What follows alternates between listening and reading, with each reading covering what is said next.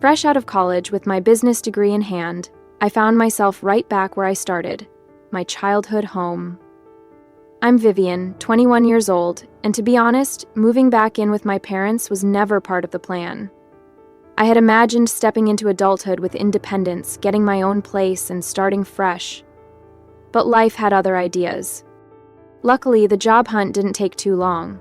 Within a week, I landed a position at Davidson Marketing with a decent starting salary and promising performance bonuses. That evening, over my mom's famous meatloaf, I shared the good news, feeling a sense of relief. "I figure I'll stay here for about 3 months," I told them. "Save up some money, and then I'll get my own apartment." The clinking of forks against plates suddenly stopped. My parents exchanged one of those looks, the kind that always meant trouble. Mom set down her fork and sighed. "Vivian, you know I can only work part-time at the library because of my back problems." Dad cleared his throat. "And things at the plant aren't great. There have been rumors of layoffs." Mom reached for my hand gently. "We could really use your help with the bills, and, sweetheart, you wouldn't have to pay rent here. It just makes more sense, doesn't it?" I stared at my half-eaten meatloaf, suddenly losing my appetite. They had a point, sort of. And they were my parents, after all. How could I just pack up and leave them struggling? I hesitated, then nodded. I guess I could stay a little longer. And so, life fell into a predictable rhythm. I went to work, came home, helped with the bills. Mom always had dinner ready, and on the surface it felt manageable. Routine. Until last weekend, when everything shifted. My sister Sarah arrived, along with her husband Mike and their 2 kids, Emma and Lucas. The change in my parents was instant, as if someone had flipped a switch. "Oh, my precious angels," Mom cooed, scooping up 4-year-old Emma while Dad swung Lucas onto his shoulders. "Sarah, darling, you look wonderful. How's everything going? Tell us everything." I stood in the doorway, watching as they fawned over their eldest daughter and her picture-perfect family. They hung on to her every word, eagerly listening as she talked about the most mundane details. Her garden, Lucas's new vocabulary, her book club meetings. It was as if these trivial things were the most fascinating stories ever told. They had never shown that kind of interest in my life, not when I made the dean's list, not when I won the business school's leadership award. "Vivian, be a dear and put on some coffee," Mom called over her shoulder, not even sparing me a glance as she bounced Lucas on her knee. I sighed, making my way to the kitchen. Standing there, listening to the joyful laughter spilling in from the living room, a bitter truth settled over me. It had always been this way. Sarah, 7 years my senior, had always been the star of the family. And me? I was just the supporting cast. I could still picture myself at that very kitchen table when I was 11, proudly showing Mom my straight-A report card. She barely looked at it before waving me off, her attention fixed on Sarah's college applications. "That's nice, Vivian," she had murmured absently. Then, without missing a beat, she turned back to Sarah. "Honey, which universities are your top choices?"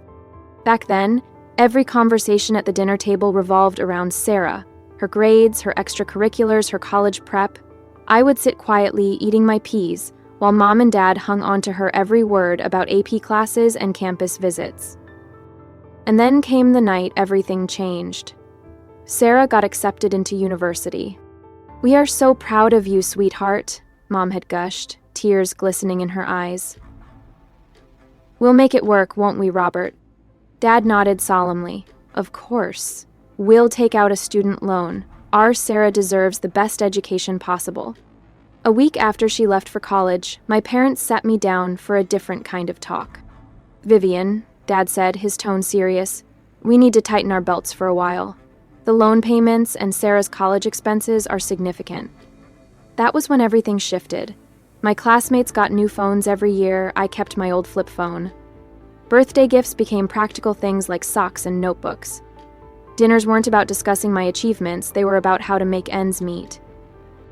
And now, here I was, working, paying bills, holding everything together while my parents doted on Sarah, the golden child. I gripped the kitchen counter, blinking back the sting of resentment. It had always been Sarah first. Always. I held onto my old phone until it literally fell apart. The screen cracked, the buttons worn down from years of use. When I needed new clothes, we didn't go to the mall like other kids my age. We went to thrift stores, sifting through racks of secondhand garments, hoping to find something decent. Christmas gifts? They became strictly practical. Socks, school supplies. Things I needed, not things I wanted. But through it all, one thing never changed. The checks my parents sent to Sarah. "Your sister needs to focus on her studies," Mom would say as she carefully wrote another check, sealing it in an envelope with a satisfied sigh. "We can't let her feel stressed about money." I learned my lesson early. By the time I was 15, I threw myself into every academic club, competition, and scholarship opportunity I could find. I stayed up late not just for good grades, but for perfect ones. I spent countless nights hunched over my desk, writing essay after essay for scholarship contests until my hands cramped. Because I knew there would be no student loans for me. If I wanted to go to college, I had to earn my own way. And I did. I got a full scholarship to State University. I still remember the look of pure relief on my parents' faces when I told them they wouldn't have to spend a single dime on my education.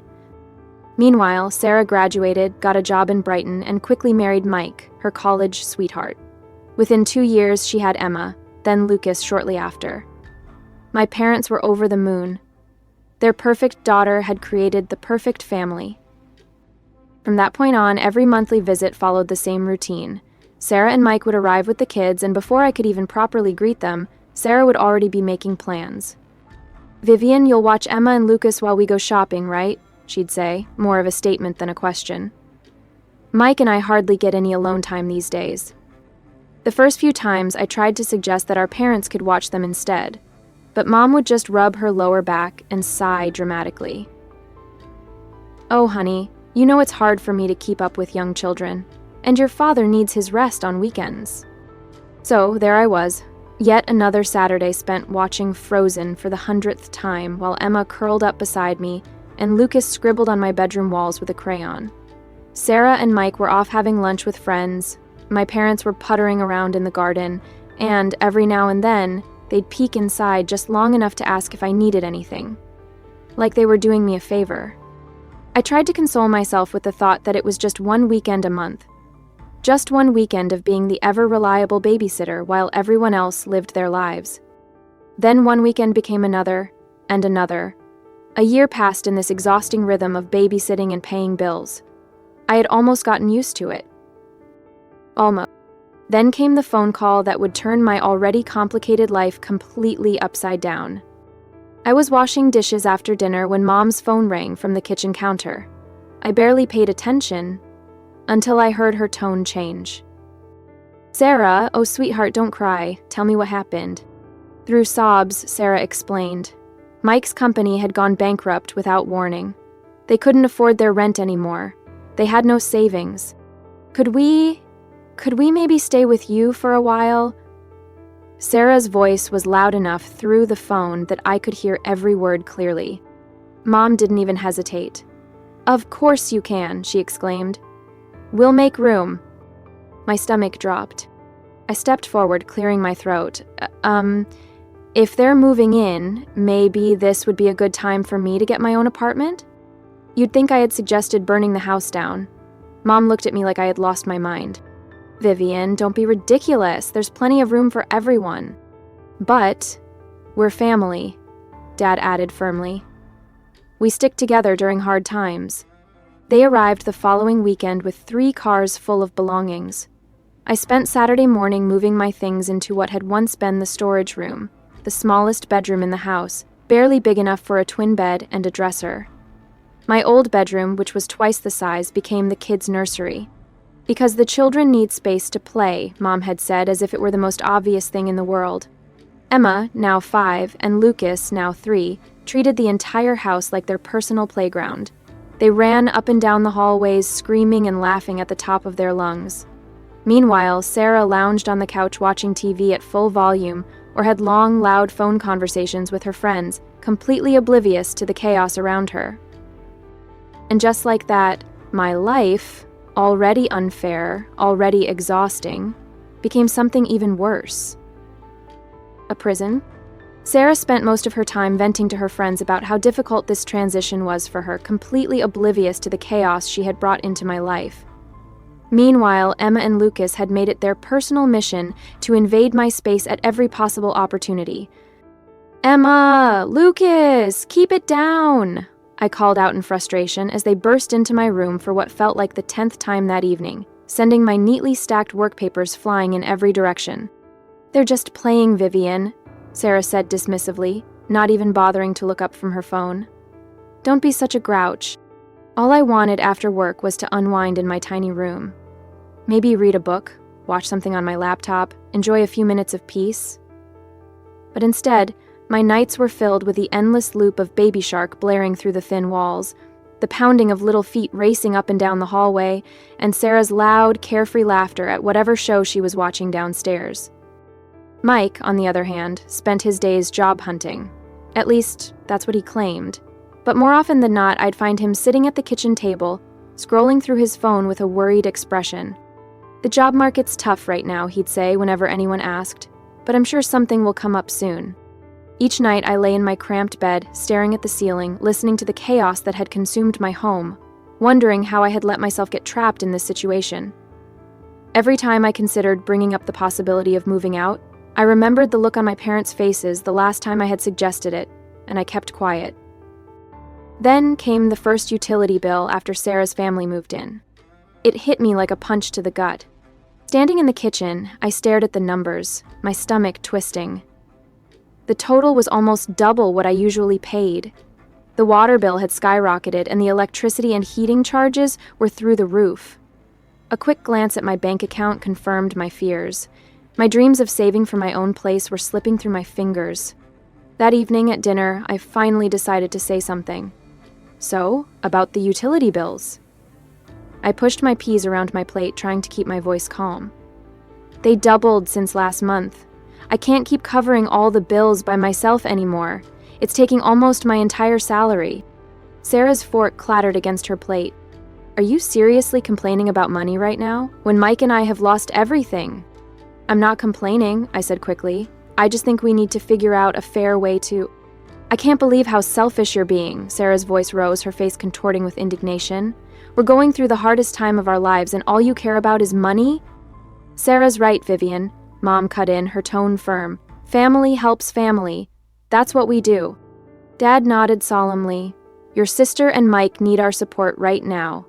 This isn't the time to be counting pennies."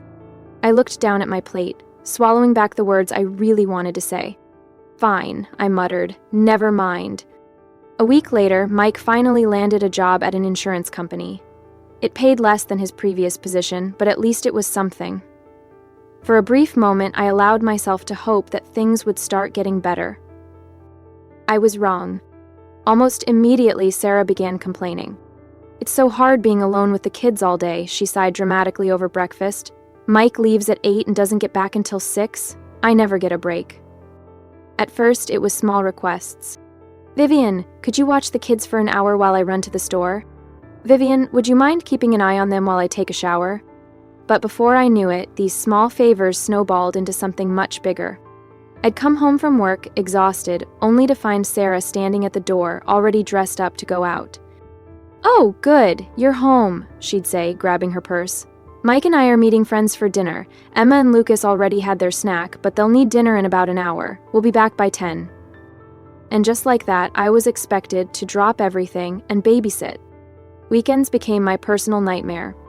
Every Friday evening, Sarah and Mike would casually announce their weekend plans: a shopping trip, lunch with friends, a movie date, and just like clockwork, my parents would suddenly have other plans too, visiting relatives, running errands. Anything to conveniently disappear just as Sarah and Mike walked out the door. So there I'd be, weekend after weekend, trying to stop Emma from drawing on the walls, enduring another one of Lucas's tantrums because I dared to cut his sandwich the wrong way, cleaning up scattered toys, spilled juice, and sticky fingerprints, making yet another batch of mac and cheese while Sarah and Mike enjoyed their carefree, child-free weekend. And the worst part?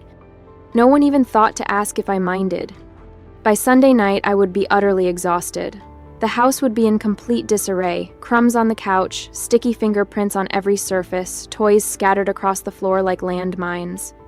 And yet, despite my aching muscles and the pounding headache from listening to children's movies on repeat, I'd still be expected to cook dinner for everyone. One evening, after an especially grueling weekend of babysitting, I finally mustered up the courage to say something at dinner. "I need to talk to you all," I said, setting down my fork, my voice firmer than usual. "I'm really tired. This whole situation with the child care, it's not working for me." Sarah's head snapped up immediately, her eyes narrowing in suspicion.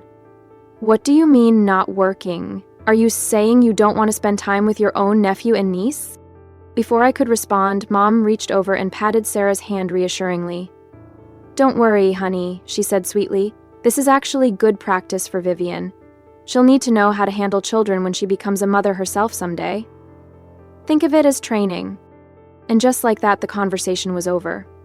They moved on as if I had said nothing at all. Sarah launching into a long-winded story about her day, Mom and Dad listening with rapt attention, Mike nodding along like a devoted audience member. I sat there, invisible once again, pushing food around my plate. Nothing changed after that conversation. If anything, things got worse. It was as if Sarah and Mike had taken my complaint as a personal challenge, finding even more excuses to go out. They were practically waiting at the door when I got home from work, car keys in hand. "We're meeting friends at that new restaurant downtown," they'd say, already halfway out the door. "The kids have had their snack. Thanks, Vivian." Weekends became something I dreaded. I'd wake up every Saturday morning with a knot in my stomach, knowing I'd be spending the next 2 days watching Paw Patrol on repeat, breaking up sibling fights and cleaning up after hyperactive children while Sarah and Mike lived their best lives. Then came the Wednesday that changed everything. I was at my desk at work, struggling to focus on a marketing report despite my overwhelming exhaustion, when my friend Rachel stopped by my cubicle, her usual bright smile in place. "Hey, want to do something fun this weekend?" she asked, perching on the edge of my desk. "A bunch of us are going to Pine Ridge Ski Resort. Just a quick weekend getaway. We leave Saturday morning, come back Sunday night." The slopes are supposed to be perfect right now. For the first time in months, I felt a spark of excitement. That Friday evening, I was in my tiny bedroom, packing my duffel bag, actually happy about an upcoming weekend for once. I had just folded my warmest sweater when Sarah appeared in my doorway, arms crossed. "What are you doing?" she asked, eyes narrowing as she took in my half-packed bag.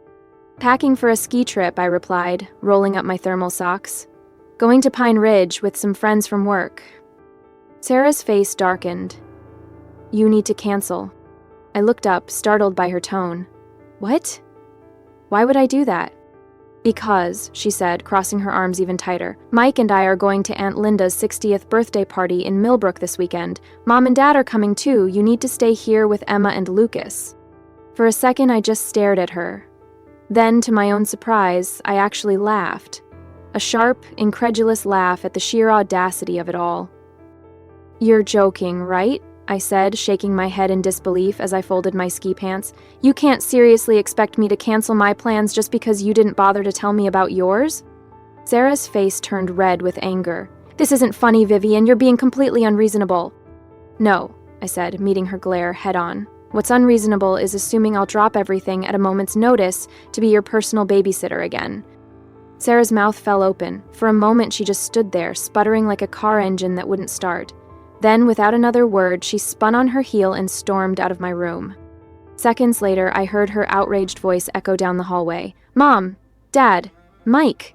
You won't believe what Vivian is doing." I kept packing, my hands shaking slightly with anger.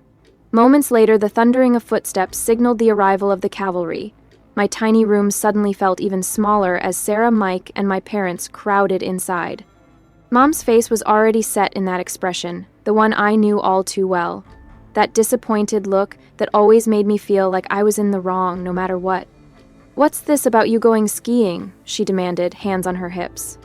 "Exactly what it sounds like," I replied, zipping up my duffel bag without missing a beat. "I'm going to Pine Ridge." "But you can't!" Sarah exclaimed, her voice rising in disbelief. "We have Aunt Linda's party." "No," I corrected her coolly. setting down my duffel bag and turning to face them all. "You have Aunt Linda's party." I crossed my arms, my patience wearing dangerously thin. Why am I just hearing about this now? Why wasn't I included in any of the planning? Mom hesitated, looking uncomfortable for the first time. Before she could speak, Sarah jumped in, her voice dripping with condescension. "We all discussed it and decided this would work best for everyone. We go to the party, you watch the kids. It's the most logical arrangement." I let her words settle in, repeating them back slowly. "So you all discussed it, without me, and decided what I would be doing with my weekend. How convenient." Sarah sniffed, crossing her arms. "Well, you can't exactly bring small children to a sophisticated party. Aunt Linda specifically said no kids." I shrugged my duffel bag over my shoulder. "Sounds like a you problem. They're your kids, Sarah. Figure it out." Mike, who had been silent until now, finally spoke up, frowning. "What's that supposed to mean?" I turned to face him directly. "It means exactly what it sounds like. I have plans. I'm going skiing. Your children are your responsibility, not mine. If you can't bring them to the party, either don't go or hire a babysitter." Sarah's face turned red with fury. "A babysitter? With what money?" she screeched. "Again," I said calmly, meeting her glare, "not my problem." Something inside me shifted at that moment. I turned to face them all, suddenly feeling stronger than I had in months, maybe even years. "Let me make this perfectly clear," I said, my voice unwavering. "I am going skiing tomorrow. I am done being your free, convenient babysitter. I am done having my weekends hijacked, my plans ignored, and my life treated like it doesn't matter. If you need childcare, Sarah, that's your responsibility as a parent. Stop assuming I'll always be there to pick up your slack." The silence that followed was deafening. They all stared at me as if I had suddenly started speaking in tongues. Sarah's mouth opened and closed like a fish out of water. Mom looked like she had been slapped. Dad seemed to be trying to disappear into the doorframe. And Mike? He just stood there, with the same confused expression he'd been wearing since his company went bankrupt. The moment of stunned silence didn't last long. Sarah's face crumpled, and she burst into theatrical sobs, covering her face with her hands. Mike muttered something that sounded distinctly like ungrateful under his breath. "How dare you?" Mom's voice rose in fury. "After everything we've done for you? You're being completely irresponsible." "Selfish," Dad chimed in, shaking his head. "Absolutely selfish." I stood there, my duffel bag still over my shoulder, watching my family morph into a Greek chorus of accusations. The words washed over me. Selfish. Ungrateful. Inconsiderate. Immature. Each one meant to cut deep, to put me back in my place. Then Mom delivered what she clearly thought would be the knockout blow. "If you walk out that door tomorrow, don't bother coming back to this house." To everyone's surprise, including my own, I burst out laughing. Not a nervous giggle, not a bitter chuckle. A full, genuine laugh. They all stared at me as if I had lost my mind. "You know what's funny?" I said, wiping tears from my eyes. "I've been dreaming about moving out of this house for months. I just didn't have the courage to do it, but here you are, giving me the perfect excuse, so thank you, Mom." "Get out!" Sarah shrieked, her fake sobs vanishing in an instant, replaced by pure rage. "Just get out." "Gladly." I pulled out my phone and dialed Rachel's number, putting it on speaker just to make a point. "Hey Rach, sorry to call so late, but is that offer to crash at your place still good? Not just for after skiing, but maybe for a few days?" Rachel's cheerful voice filled the room instantly. "Of course! I have a spare room. Want to come over now?" "That would be perfect." I could feel my family's stunned gazes burning into me as I spent the next 15 minutes gathering everything I could fit into my car. Clothes, important documents, personal items. They watched from various doorways, silent, as I made trip after trip down the stairs, as if they couldn't quite believe I was really doing it. When I loaded the last box, I walked into the living room, where they had all gathered, looking like a jury ready to pass judgment. "Oh, one more thing," I said, my voice steady. "Since I won't be living here anymore, I won't be paying any of the bills either. You'll need to figure out how to support yourselves." Mom's face went pale. "But," But the utilities, the groceries, not my problem anymore, I said, echoing my words from earlier. Then I turned and walked out the front door, ignoring Mom's suddenly panicked calls behind me. The drive to Rachel's place had never felt so free. A blur of adrenaline and relief coursed through me as I drove away. My phone kept lighting up with calls and messages, angry, furious texts from Sarah, guilt-laden novels from Mom, and stern, disappointed reprimands from Dad. I ignored them all. For the first time in my life, I felt free. The next morning, Rachel and I set off for Pine Ridge Resort as planned. For the first time in what felt like forever, I spent a weekend doing exactly what I wanted to do. We skied down powdery slopes, laughed until our stomachs ached, and sipped steaming hot chocolate by the fire, basking in the warmth of the flames. Not once did I have to worry about anyone else's children, anyone else's problems, or anyone else's expectation. It was bliss. When we got back Sunday night, I opened my laptop and started searching for apartments. Without my salary being funneled into supporting my family, I realized something incredible. I could actually afford a place of my own. By Wednesday, I had signed the lease for a small but bright one-bedroom apartment in a nice area of town, just a 15-minute drive from my office. It wasn't a mansion, but it was mine. My first week in my new home felt like learning to breathe again. Every morning, I woke up to blessed silence. No screaming children, no blaring cartoons, no guilt-inducing sighs from my mother. I could make coffee and actually drink it while it was still hot. I could take a shower without someone knocking on the door demanding my attention. I could spend my evenings however I pleased, curled up with a book, binging Netflix, or simply sitting in peaceful solitude. The messages kept coming, though. I ignored the calls, but I couldn't help reading the texts. They followed a predictable pattern. Mom, how could you abandon your family like this? We need you. Sarah, you're so selfish. The kids keep asking where Aunt Vivian is. Dad, your mother is very upset. You need to make this right. Over and over, the cycle repeated. Guilt trips, anger, accusations, and desperate pleas. I read every single message, and I responded to none of them. My silence seemed to drive them insane. They weren't used to not having power over me. A week into my new life, I was sitting on my couch sipping a glass of wine when my phone lit up again. Mom's number flashed on the screen. This time, for reasons I couldn't explain, I decided to answer. Vivian. Finally. Mom's voice was sharp, her frustration palpable. I can't believe you ruined our entire weekend. Aunt Linda's party was completely disrupted because of your selfish behavior. Sarah and Mike couldn't come because you refused to watch the children. And... Stop. My voice was quiet but firm. Just stop. Silence. Then, softer, I continued. I'm done, Mom. Done? She echoed, as if she didn't understand the meaning of the word. I'm done being treated like a servant in my own home, I said, my voice unwavering. I'm done being expected to sacrifice everything, my time, my money, my life, for everyone else's convenience. I'm done being the family ATM and free babysitter while being treated like I don't matter. A long pause stretched between us. When Mom finally spoke again, her voice had shifted into that wheedling tone I knew so well. Honey, I know things haven't been perfect, she said, soft and coaxing. But we're family. We need you. The bills this month? We're struggling without your help. No, Mom, I said firmly. I'm done. Another silence. Then I took a deep breath. Maybe someday we can have a relationship again, but it will be on equal terms. No more manipulation. No more guilt trips. No more treating me like a walking wallet or a free childcare service. I exhaled slowly. Until then, I need space to live my own life. Before she could respond, I ended the call. Then, without hesitation, I blocked her number.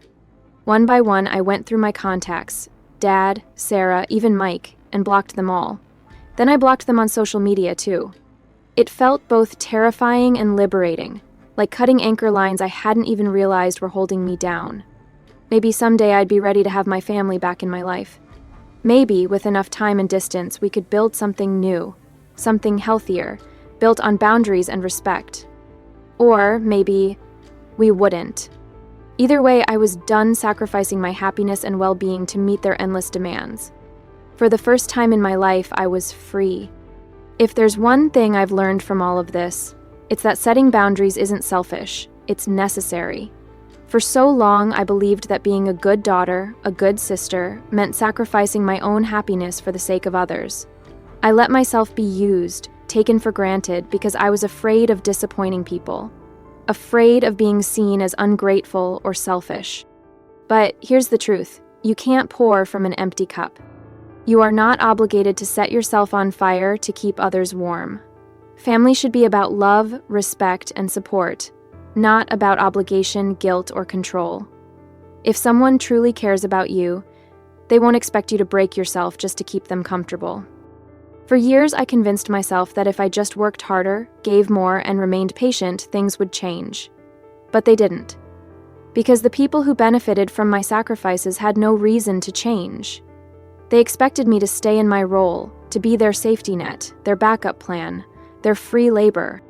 But the moment I chose myself, the moment I refused to keep playing a role that only drained me, was the moment I truly became free. So if you're feeling trapped, if you're constantly giving and receiving nothing in return, if you feel like your worth is measured only by what you can do for others, let this be your sign. You are allowed to choose yourself. You are allowed to walk away from toxic expectations. You are allowed to demand respect, even from those who claim to love you. It won't be easy. People who have relied on your compliance will call you selfish. They will guilt you, manipulate you, and try to pull you back in. But hold your ground. Because in the end, the only person responsible for your happiness is you. I don't know what the future holds. Maybe one day my family and I will find a way back to each other. Maybe we won't. But either way, I know this: I will never again trade my peace for their comfort. I will never again let myself be treated like an afterthought. And neither should you.